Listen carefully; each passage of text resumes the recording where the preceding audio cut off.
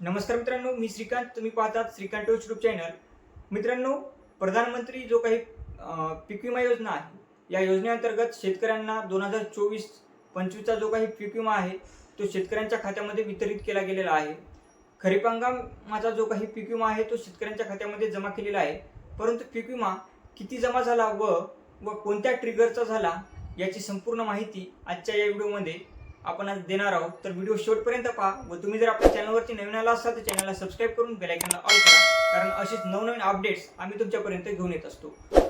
तर मित्रांनो, PMFBYच्या वेबसाईटवरती आल्यानंतर फार्मर कॉर्नर या ऑप्शनवरती क्लिक करायचं आहे. लॉग इन फॉर फार्मर या ऑप्शनवरती क्लिक करून आपला मोबाईल नंबर टाकून OTP वगैरे टाकून घ्यायचा आहे. एकापेक्षा अधिक मोबाईल नंबर आधार नंबरला लिंक जर असेल, म्हणजे एकापेक्षा अधिक फॉर्म असतील तुमचे, तर तुम्हाला आधार नंबर विचारला जाईल. मित्रांनो, या ठिकाणी पाहू शकता आपली डिटेल्सवरील आपलं नाव वगैरे आहे. मी थोडंसं स्क्रॉल केलेलं आहे.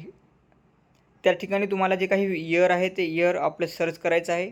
आता आपण 2024चा क्लेम पाहणार आहोत, तर त्यासाठी 2024 या ऑप्शनवरती क्लिक करायचं आहे.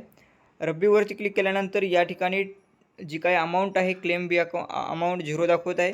परंतु खरीपवरती क्लिक केल्यानंतर या ठिकाणी 4188 रुपये जी काही अमाऊंट आहे ती टोटल क्लेम पेड झालेला आहे अशा प्रकारचं दाखवत आहे.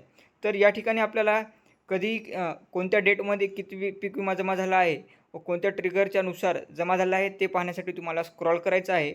आणि या ठिकाणी तुम्ही पाहू शकता तुमचा जो काही डिटेल्स आहे, जो काही तुमचा ॲप्लिकेशन नंबर आहे या ठिकाणी दाखवत आहे. त्याचसोबत तुमचा एरिया पण दाखवत आहे. त्यासोबत तुमचा जो पॉलिसी स्टेटस जे आहे ते अप्रूव्ड असं दाखवत आहे.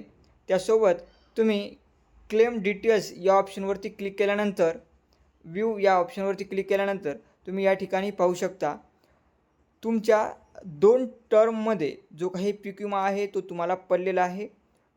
क्लेम टाईप जे आहेत ते मिड टर्म व लोकॅलिज अशा 2 टर्ममध्ये तुमचा जो काही ट्रिगर आहे त्यामध्ये विमा जमा झालेला आहे.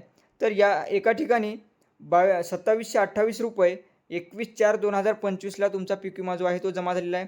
त्याचबरोबर दुसरा जो तुमचा लोकॅलिझमचा आहे तो 1460 रुपये 16/6/2025 रोजी जी काही दुसरी इन्स्टॉलमेंट जी आहे, जो काही दुसरा पीक विमा आहे लोकॅलिझमचा, तो तुमच्या खात्यामध्ये जमा झालेला आहे. व या ठिकाणी जे अकाउंट नंबर दाखवत आहे या अकाउंट नंबरमध्ये तुमचा पीक विमा जो आहे तो जमा झालेला नाही.